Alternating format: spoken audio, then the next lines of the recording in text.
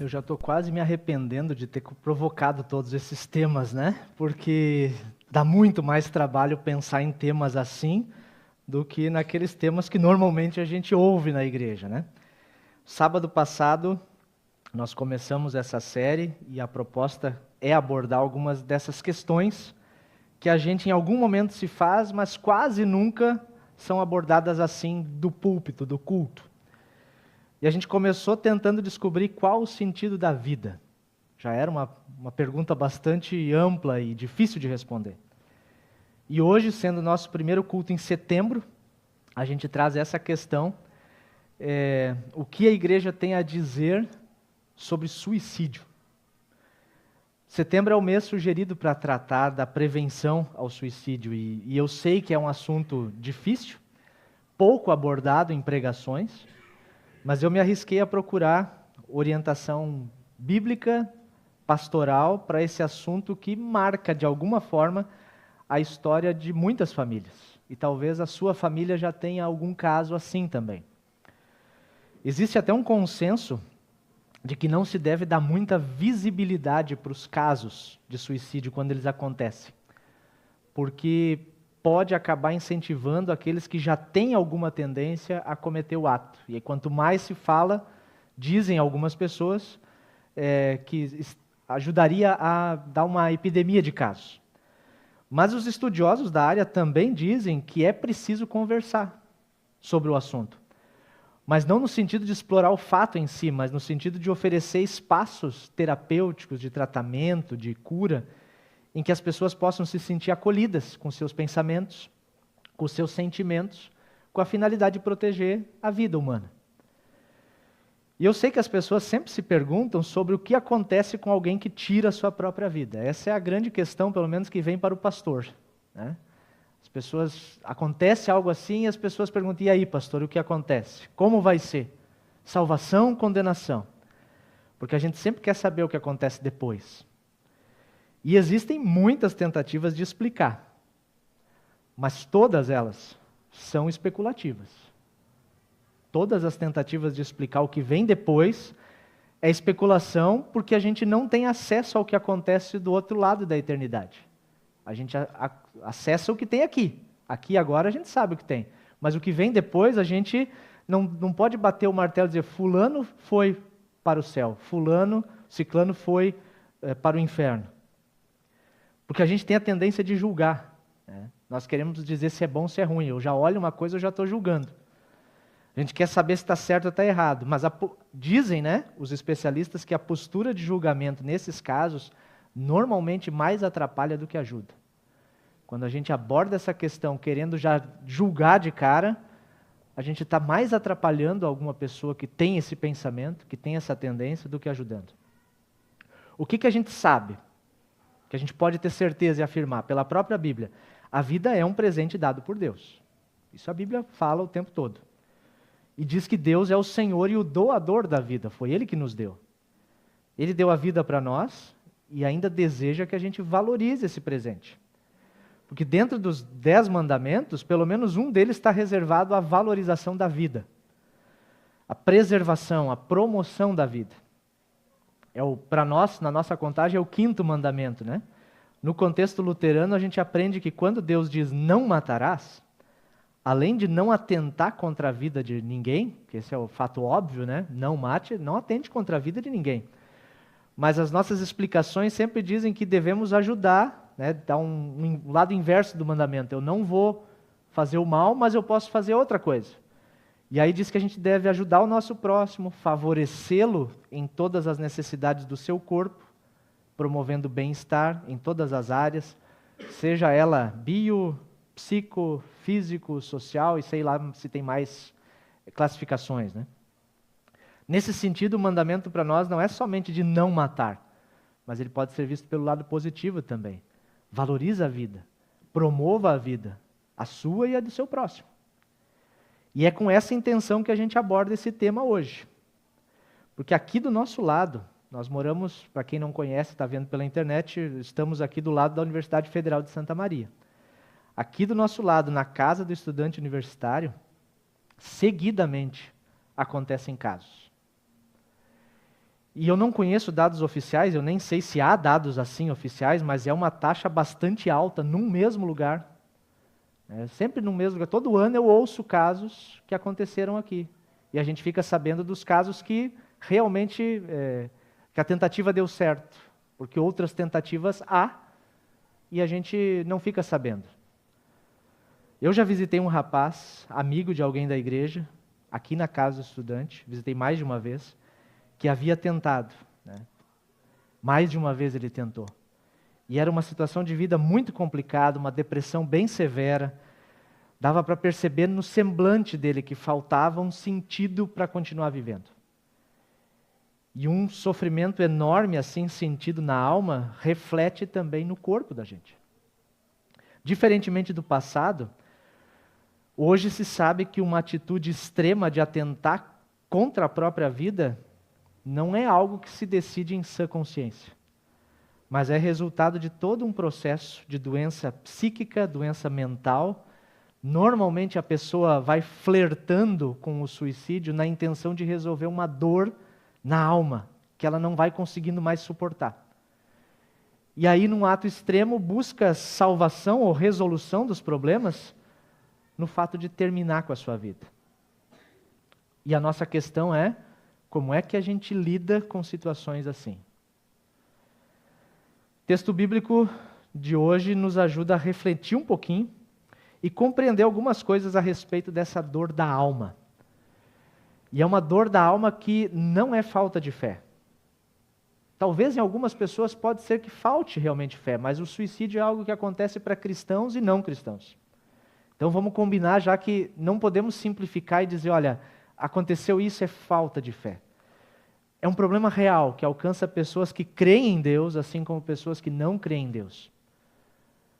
Não sei se vocês conhecem os números, mas a taxa de suicídio entre pastores e padres, entre líderes cristãos, tem aumentado nos últimos anos. A taxa de suicídios em pessoas, no geral, no Brasil, também tem aumentado nos últimos anos. Isso que a gente sabe. Porque às vezes tem aqueles casos que são tratados como acidente. Alguém pega seu carro e resolve deliberadamente bater de frente num caminhão, em alguma coisa, acidente. Mas às vezes é uma maneira camuflada da pessoa desistir da vida. A história que nós lemos hoje relata um momento difícil do profeta Elias. Para a gente entender, Elias é um homem de fé, temente a Deus, escolhido por Deus para ser profeta. Era por meio dele que Deus se mostrava por povo naquela época, naquele momento histórico. Uma pessoa que experimentou grandes milagres de Deus, ele viu sinais extraordinários, mas que num momento de extremo cansaço, de medo, pavor, numa situação adversa, ele pede para morrer. Ele não chega às vias de fato, mas ele diz, Senhor, me leva, não vale a pena viver assim. O Elias tinha visto milagres acontecerem na sua vida, e ele tinha o relato de 1 Reis, no capítulo 18, era aquele confronto com os falsos profetas, os profetas que serviam ao deus Baal, e o deus Baal era considerado o deus do trovão, do fogo, né, das tempestades. Aí faz um pouco mais de sentido a gente ver como a história se desenvolve. E ele foi desafiar os profetas. Eles queriam saber quem era o Deus de verdade. E os profetas de Baal disseram, nós vamos montar o sacrifício aqui e o Baal vai acender o fogo do sacrifício. E eles tentaram. E tentaram, e tentaram. E o Elias estava tão seguro de si que ele estava tirando sarro dos outros. Ah, não vai vir? Não vai dar certo? Será que esse Deus não está ouvindo? Até que quando chegou a vez de Elias, eles podem molhar todo o sacrifício aí, pode botar água por cima. Que eu vou pedir para o Deus de Israel fazer, e ele fez. E fez mesmo. Elias viu isso acontecer. Então ele podia estar com o coração dele cheio assim, olha, Deus mostrou o seu poder na minha vida por meio das minhas mãos. Só que o pavor toma conta do coração de Elias. Porque ele foi ameaçado de morte, né?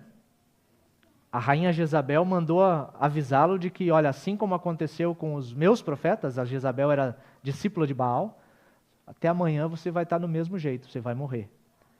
E aí ele decide fugir. E ele vai na direção do deserto. Quanto mais longe ele estava do reino e do rei e da rainha, né?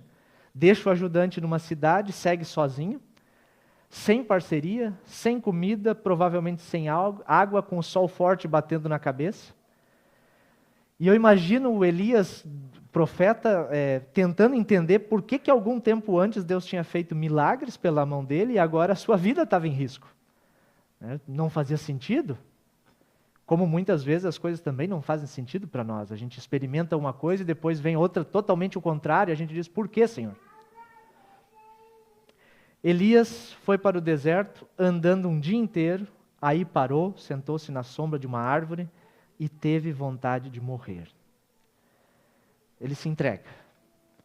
E então ele ora assim, né? Já chega, Senhor Deus, acaba agora com a minha vida, porque eu sou um fracasso. Essa árvore que Elias sentou, deitou debaixo, é uma daquelas raras árvores no deserto, é na verdade um arbusto, mas era o que proporcionava um pouquinho de descanso em meio ao sol forte e quente. O corpo estava exausto e parece que a mente também. E ele tem vontade de morrer, ele pede a Deus pela morte. A gente não consegue dizer com certeza se Elias vivenciou o que hoje a gente chama de depressão. Naquela época não se chamava desse nome, mas ele dá sinais claros de que a sua razão está abalada e que os seus sentimentos estão bagunçados. Ele começa a se comparar com outras pessoas e se considera um fracasso. Se percebe sozinho, sem direção, sem perspectiva. No seu jeito de olhar as coisas, sobrou apenas ele. Ele chega a dizer, né? Eu sempre tenho te servido, mas o povo de Israel quebrou a tua aliança, derrubou os teus altares, matou os teus profetas. Eu sou o único que sobrou. Estou sozinho no mundo e agora eles querem me matar. É muito interessante notar como Deus age com esse profeta desesperado. Porque o agir de Deus, ele é muito parecido com o que hoje os especialistas do nosso tempo dizem ser importante quando a gente lida com casos assim. Hoje a ciência diz que é importante fazer essas coisas que eu vou mostrar. E Deus parece que fez isso também com Elias. Tem um psiquiatra chamado Neuri Botega, tive acesso a ele pelo site do CVV, que é o Centro de Valorização da Vida, né? Esse psiquiatra, diz ele que criou uma sigla, não sei se é dele mesmo, né? Mas ele me apresentou assim, que ajuda a lembrar de 3 imperativos, 3 verbos, para que a gente possa ajudar quem está com os seus pensamentos e as suas emoções bagunçados. E ele chamou essa sigla de ROC, ROC, né? Para a gente lembrar desses verbos. O que cada um quer dizer? A primeira delas é repare no risco. Porque muitas vezes as pessoas que estão próximas de nós estão com muitas dificuldades, mas ou por a gente estar muito atarefado, ou até por a gente não querer se envolver demais, por não querer se sentir responsável pela vida do outro, a gente acaba fazendo vista grossa, não nota. Mas é importante a gente ficar atento, principalmente quando a gente conhece as pessoas que estão próximas de nós, né? Abrir mais os olhos para os sinais que as pessoas muitas vezes nos dão e que se a gente não estiver prestando atenção, a gente não vai notar. A primeira coisa é reparar no risco. A segunda é ouça com atenção. mas aquele ouvido sem julgamento, que é difícil para nós, né? A gente está ouvindo e já está dizendo, pensando o que eu vou dizer, como é que eu vou responder a isso. Ouvir sem rapidez, sem ficar assim naquela, está demorando demais essa história, né? Vamos encurtar o assunto. O querer ficar dando muitos conselhos, né? Até o psiquiatra diz, se você não sabe o que dizer, a melhor coisa é ficar quieto. Ouve, né? Dá um abraço, quem sabe. Quem sofre precisa verbalizar, precisa desabafar. E ouvidos atentos são raros. Na nossa época em que a gente quer falar o tempo todo, seja com a voz ou com os dedos, mas ouvir a gente não gosta muito. E a última, a letra C, é conduza. Ele diz assim, vai ter momentos, depois de você reparar, depois de você ouvir, vai ter momentos em que você vai precisar agir, vai precisar conduzir. Porque aquele teu próximo pode estar tão abalado que por si mesmo ele não vai conseguir buscar ajuda, a ajuda que precisa. Porque às vezes chega num momento em que não consegue sair sozinho daquele buraco que parece não ter fim.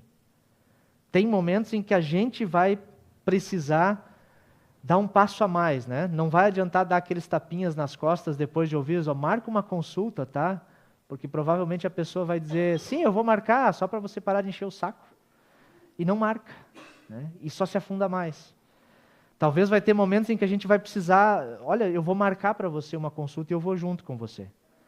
Você pode entrar sozinho na consulta, mas eu quero ir junto, quero te acompanhar, quero ficar na sala de espera, na tentativa de ajudar. E dá para perceber algo parecido com a maneira como Deus agiu com o profeta Elias. Porque Deus repara que Elias está diferente. Elias, que antes estava corajoso, estava confiante, né? Ele era o intrépido profeta de Deus, ele se põe em fuga, se esconde com medo. Primeiro ele vai para o deserto, depois se enfia na caverna. Parece um pouco com as nossas fugas dos problemas, quando a gente vai se isolando e indo cada vez mais fundo para dentro da gente mesmo.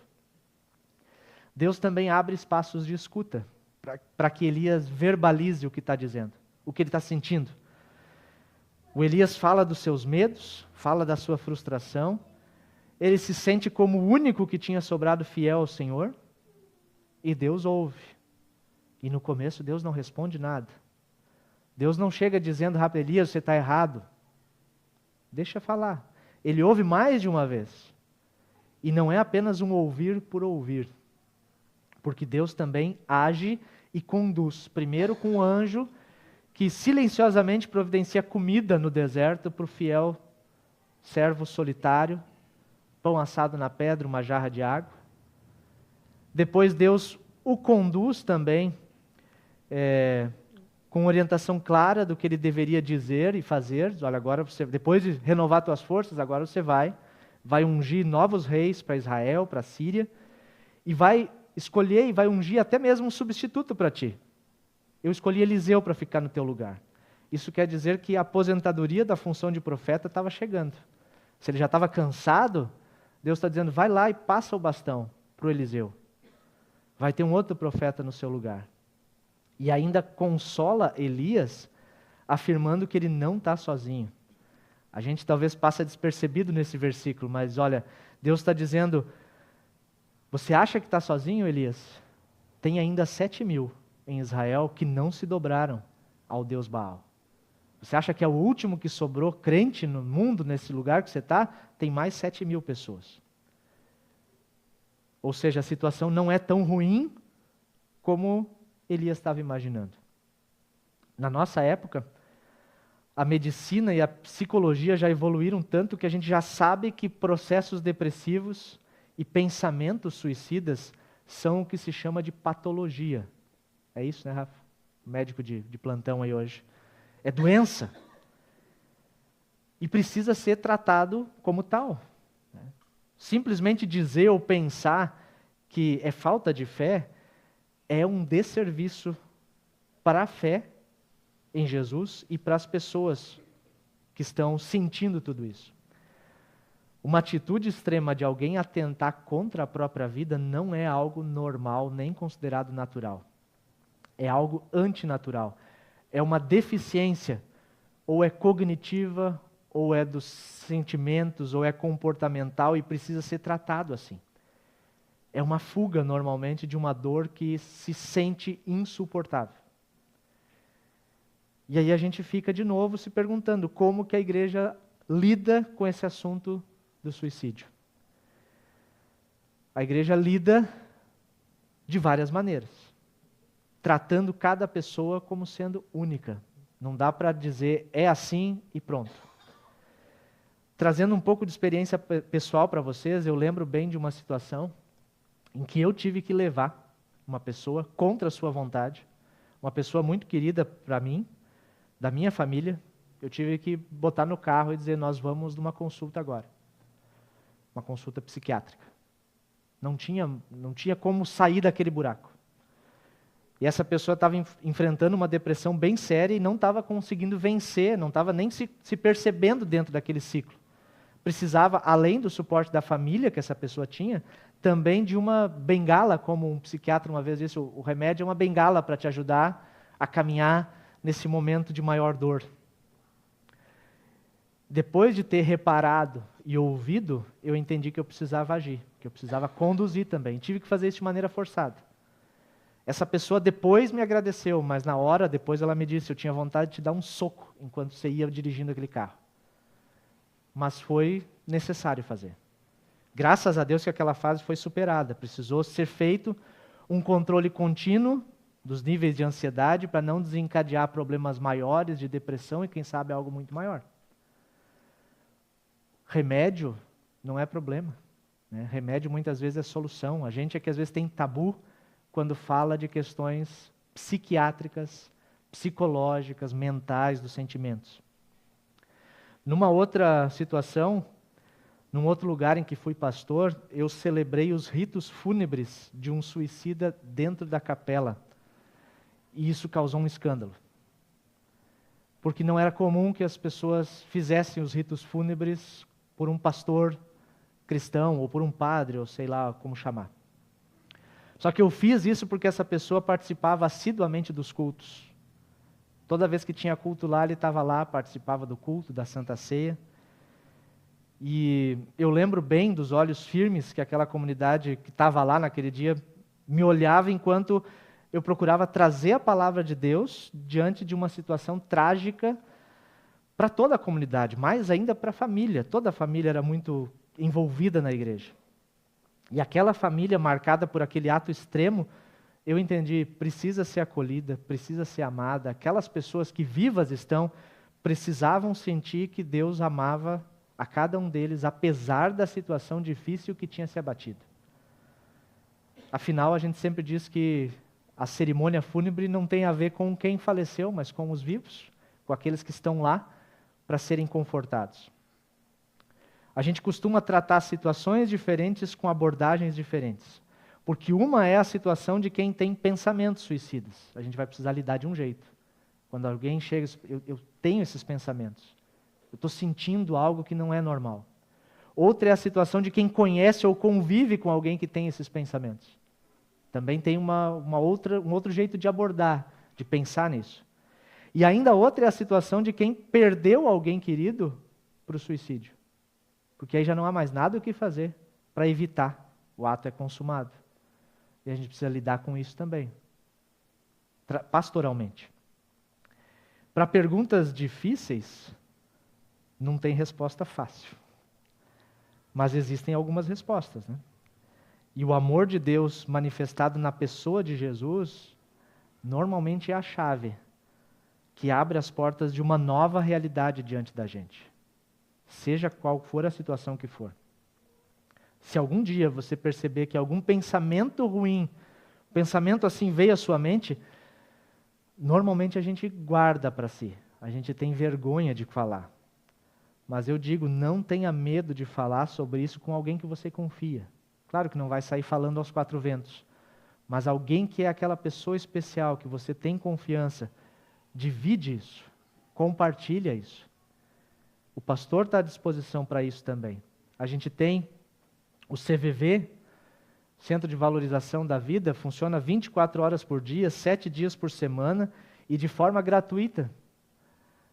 Qualquer telefone, orelhão, celular, fixo, se você discar 188, em qualquer hora, porque geralmente esses pensamentos são para a noite, para a madrugada, né? Quando a gente se sente mais só. Pode ligar, a ligação vai ser direcionada para pessoas que são treinadas a ouvir, a conduzir por um caminho melhor. E eu coloquei aqui também, a gente tem o vivenciar.net, é um site, aí não é por telefone, é para quem lida mais com a internet. É uma ferramenta online, gratuita, para qualquer pessoa, é mantida por irmãos nossos luteranos, tem a ver com a Hora Luterana, que tem sede em São Paulo, e também serve de apoio com profissionais capacitados e ainda com o diferencial de serem corações que confiam no Salvador Jesus e que estão ali dispostos a ouvir, a agir, se for necessário também. Porque Deus providencia muitos anjos, assim como providenciou para o Elias. Deus providencia muitos anjos para nos servir quando a gente está numa situação difícil. Porque a vida tem suas dificuldades. Jesus nunca garantiu que a gente não teria dificuldades. A vida tem, e às vezes elas são bem pesadas. Mas Jesus garante que todas essas dificuldades vão ter o seu fim. Não aqui e agora, mas elas vão ter o seu fim. E pela fé em Jesus, nós vamos conseguir chegar no lugar onde a Bíblia diz: não há tristeza, não tem choro, nem dor, porque todas as coisas, as primeiras coisas já passaram. Amém.